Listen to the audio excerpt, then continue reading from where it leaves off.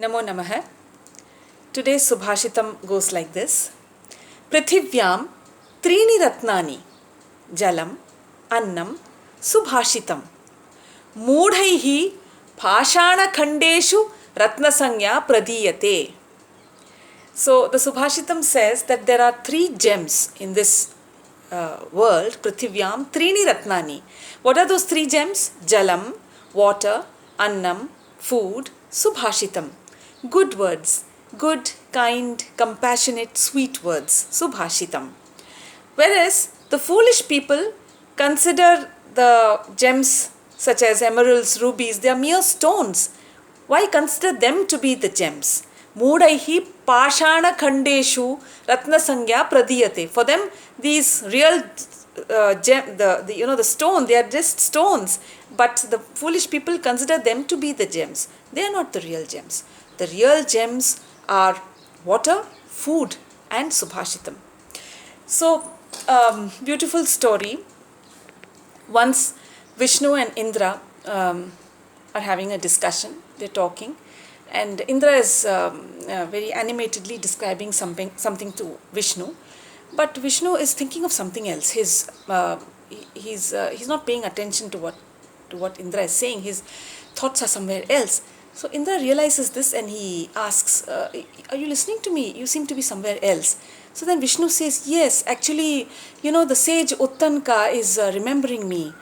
The sage Uttanka, he's a virtuous man. He's meditating in the desert, and once I appeared before him in my colossal form, in my Vishwa Rupa, and I asked him and I told him, you can ask for a boon. Then the sage said, no, seeing you in this Vishwa Rupa itself is a boon for me. I don't want any boon. Yet I insisted that he should ask for some boon. So he said, see, I'm meditating in the desert. So whenever I think of you, whenever I'm thirsty, I shall think of you, and by some means you must provide me water. That's all I ask for." Okay, so the boon was granted. Then Vishnu says, so right now the sage is thinking of me, so I must go to him and I must give him water. Then he says, hey, why should I give him water? He's such a virtuous person. Why not I give him Amrit, the nectar of immortality? So that immediately frightens Indra, you see, because he didn't want to give the nectar of mortality to anybody. He says, no, Lord Vishnu, you can't say that, because nectar of immortality is only for the Devas. Then Vishnu insists, but sage Uttanka is such a virtuous person. He doesn't want anything. He's been meditating on me. Why not Amrit for him? Then Indra says, all right, I will go and I will offer him the nectar of immortality. Let me go. So Indra, he takes a different form. He takes the form of an outcast, a Chandala, and he goes there. So he looks a little grotesque, gory looking, and he goes there with Amrit, okay? So the sage is sitting in the desert and he's meditating, and the sage hears some footsteps. So he says, oh, this must be Vishnu. I can hear footsteps. He's bringing water to me. I'm parched. So he's happy. And when he opens his eyes, he sees this outcast in front of him. He says, who are you? Then the outcast says, oh, revered one, I think I can't see you torture yourself in this heat, and you must be very thirsty. Please have this water. I've brought water for you. Please accept it. Then the sage says, no, don't come close to me. You're an outcast. I cannot accept this from you. So then he says, oh sage, please don't say that. Please accept it. I brought it for you. I cannot see you suffer like this. Then he says, no. I would rather suffer the thirst and this torture, but I cannot accept it from an outcast. Then Indra walks away. Okay. Then suddenly Vishnu appears and he says, oh sage, you have really disappointed me.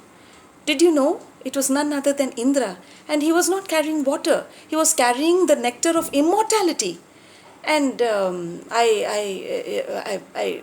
I'm really disappointed that you differentiated between the different. You're so knowledgeable and scholarly. So I thought you saw me, Brahman, in everybody, but you differentiated and you called him an outcast. So I am really disappointed. He was actually getting Amrit for you.